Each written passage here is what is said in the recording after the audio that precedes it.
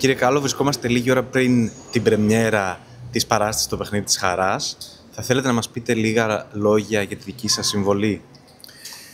Κοίταξε, ήταν πολλά χρόνια που ήθελα να συνεργαστώ με την Κάρμεν. Την Κάρμεν και τη μικρή Χριστίνα Κουλουμπή. Τελικά αυτό πραγματώθηκε στη συγκεκριμένη παράσταση. Χαίρομαι πάρα πολύ γιατί θεωρώ ότι το παιδικό θέατρο που κάνει η Κάρμεν είναι από ένα επίπεδο και πάνω. Οι συντελεστές όλοι, οι συνάδελφοι, οι ηθοποιοί, μουσικοί, τεχνικοί κάνουν μια άψογη δουλειά και είναι πραγματικά ευτυχία για έναν ηθοποιό να συνεργάζεται σε μια τέτοια παράσταση. Και θα πρέπει να τονίσω ότι το παιδικό δεν έχει να κάνει με κάτι υποδιέστερο μιας κεντρικής σκηνής. Ίσα-ίσα το να μπορέσεις να πείσεις τα μικρά παιδιά για την παράσταση, για το νόημα αυτών που βγαίνουν μέσα από αυτή την παράσταση είναι πάρα πολύ σημαντικό. Δηλαδή το παιδί θέλει μια ιδιαίτερη προσέγγιση και έναν σεβασμό, θα μπορούσα να σου πω. Εγώ σε ό,τι με αφορά κάνω τον πατέρα της Πολιάννας και είναι ένας ρόλος που μετά από τόσα χρόνια στη δουλειά πραγματικά με συγκινεί, γιατί αν θέλεις, επειδή περιγράφονται σκηνές από παιδάκια τα οποία έχουν μεγαλώσει σε ορφανοτροφείο, εγώ έτυχε να μην έχω πατέρα, τέλος πάντων, πέρασα κάποια χρόνια στο ορφανοτροφείο και σιγά σιγά τα κατάφερα. Οπότε με πιάνουν έτσι, μου βγαίνουν πράγματα στη συγκεκριμένη παράσταση τα οποία σε ό,τι με αφορά δηλαδή στον εσωτερικό μου κόσμο με γεμίζουν μια αγαλίαση. Το παιχνίδι της χαράς νομίζω ότι είναι μια παράσταση που θα πρέπει να τη δουν όλα τα παιδιά για να καταλάβουν ότι ακόμα και στις άσχημες πάντα θα υπάρχει ένα παράθυρο για να μας φωτίζει.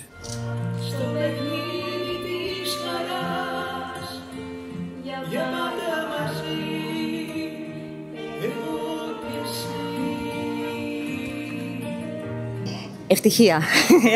Είμαι γεμάτη ευτυχία γιατί έγινε πραγματικότητα το όνειρό μου. Είναι το αγαπημένο μου παραμύθι, το αγαπημένο μου βιβλίο. Όταν ήμουν μικρή δηλαδή, το διαμάντι αυτό της αμερικάνικης λογοτεχνίας, η Πολιάννα και το παιχνίδι της χαράς, ήταν ένα βιβλίο που με καθόρισε. Έχει ένα πολύ βαθύ νόημα και ένα νόημα που με οδηγεί σε όλα τα μονοπάτια της ζωής μου. Και πιστεύω ότι αξίζει να το μοιραστούμε αυτό με πολλά παιδιά. Γιατί δίνει το στίγμα για μια ζωή γεμάτη ευτυχία.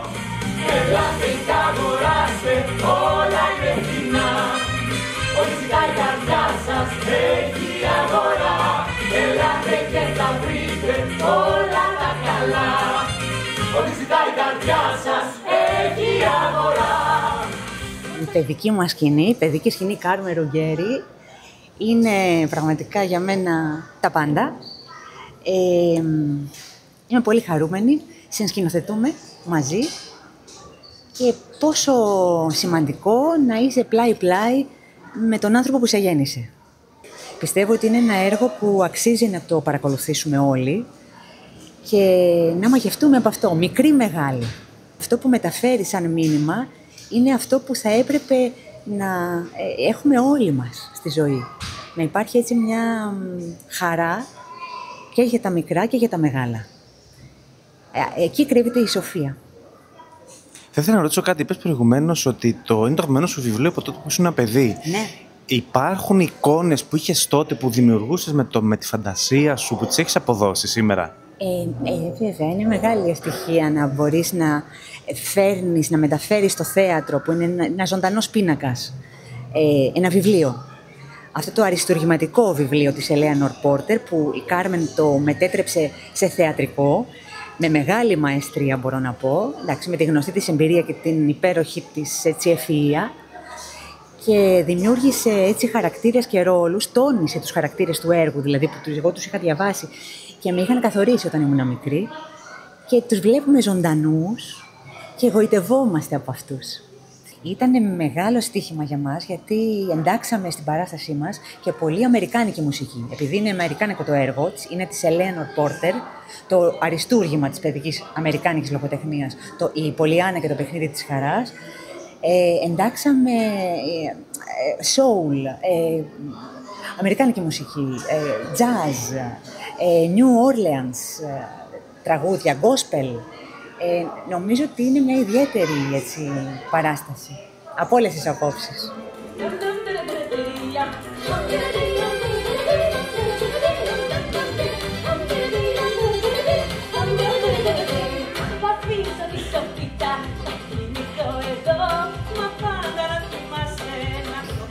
Όταν παίζουμε, ειδικά σε παιδικό θέατρο και το αντιμετωπίζουμε, όπως λέει η Κάρμεν, ως θέατρο ενηλίκων, είναι ιδιοτελές. Και θα σου πω γιατί. Θα ζήσω πιο πολλά χρόνια. Πώς? Αυτά τα παιδιά που βλέπουν την αίσθηση που τους δίνουμε μέσα από το ρόλο, την κουβαλάνε στη μνήμη τους και την κάνουν βίωμα ζωής. Οπότε δεν έχει σημασία τώρα, εδώ είμαι ο Πέντλεντον, σε άλλα έργα ήμουν κάτι άλλο. Θυμάται ένα παππού, ένα που έπαιζε, θα γεράσει. Δεν θα θυμάται το όνομά του, θα θυμάται την ψυχή του όμως. Είναι αυτό που έλεγε στο ποίημα του πολύ σπανίος ο Καβάφης. Αυτό που μετράει είναι ο λόγος να περνάει μέσα στις γενιές και έτσι κερδίζουμε την αθηναϊκή αθανασία που είναι ακριβώς μέσα από την παιδεία. Τίποτα παραπάνω. Είναι όμορφο. Θα τη δείτε και θα μας πείτε μετά ένα αλλά δεχόμαστε και ένα δεν κατάλαβα. Γιατί τα λάθη δεν πρέπει να τα φοβόμαστε μέσα στη ζωή. Και η ζωή είναι πάντα υπέροχη.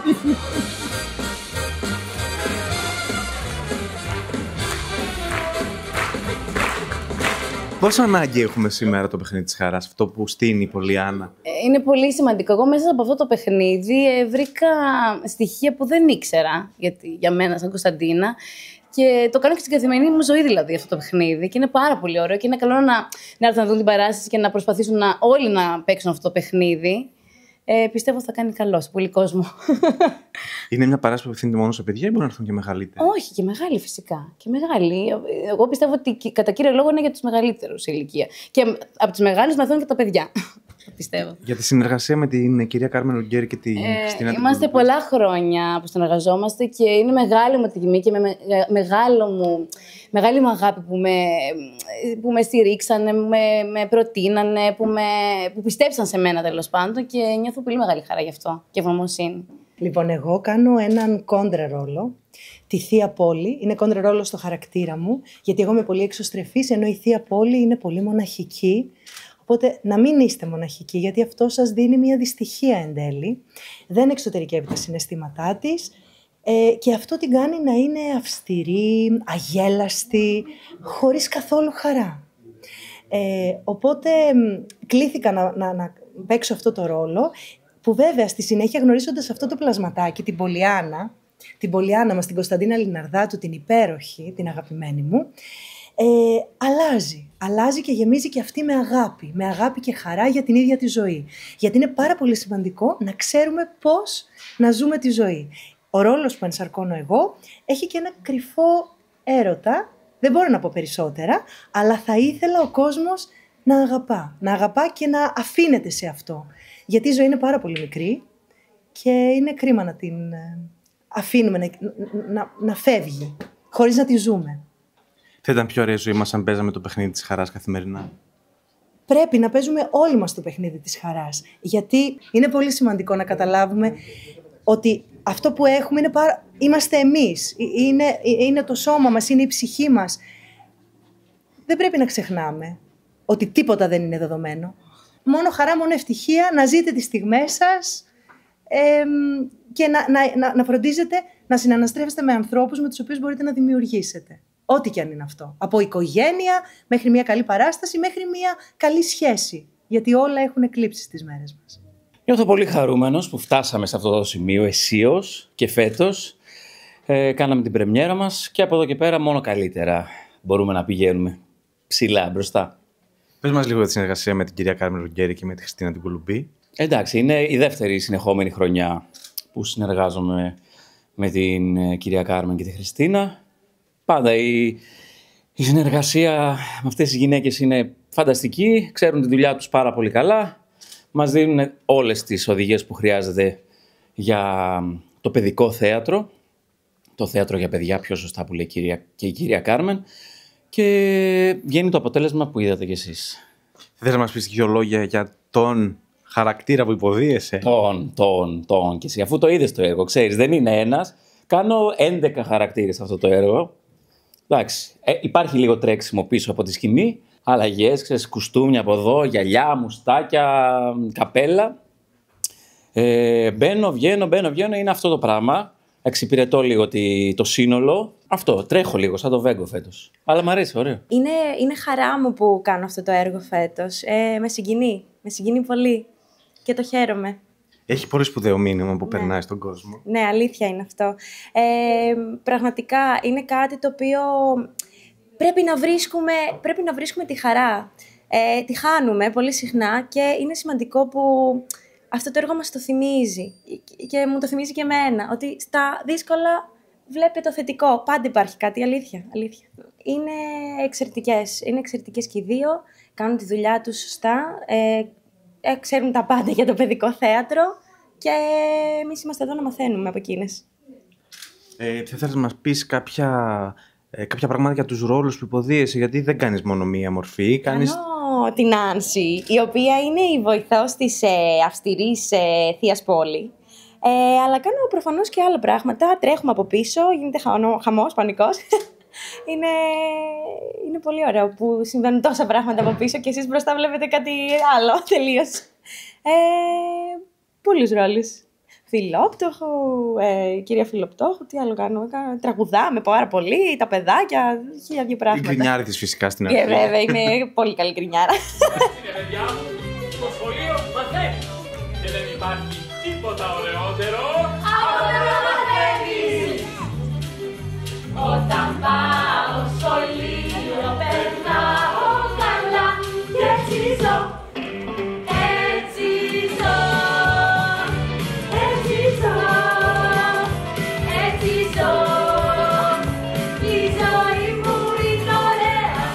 Τα μηνύματα του έργου, γιατί παίρνουν πάρα πολλά μηνύματα, αισιόδοξα. Κυρίως ότι να μην χάνουμε το νόημα της ζωής και ότι η ζωή είναι ένα παιχνίδι από μόνη της και να ζούμε την κάθε στιγμή όσο καλύτερα γίνεται. Είναι επίκαιρο το έργο, δηλαδή σήμερα στις μέρες μας χρειαζόμαστε όλο αυτό το παιχνίδι της χαράς. Ναι, φυσικά. Στις μέρες που ζούμε, που είναι δύσκολες, θεωρώ ότι δίνει ένα αισιόδοξο μήνυμα, το οποίο βοηθάει τους ανθρώπους να προχωράνε και να επιβιώνουν. Θες να μας πεις και δύο λόγια για το ρόλο σου? Ναι, βέβαια. Εγώ κάνω το Jimmy Ben.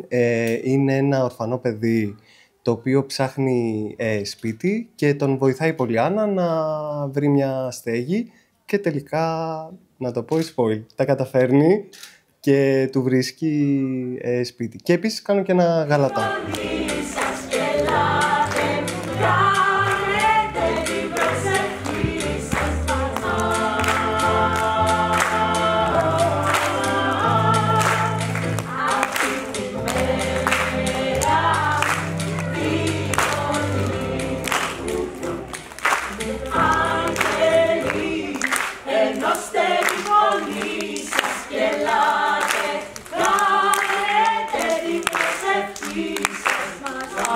Εγώ είμαι πρωτίστως η κυρία Σνόου, μια γιαγιά πολύ κακιασμένη, επειδή είναι πολύ καλή στην ψυχή, αλλά ζει στο χωριό των Γκρινιάριδων, οπότε έχει αναγκαστεί και εκείνη να ακολουθεί αυτή την γκρίνια.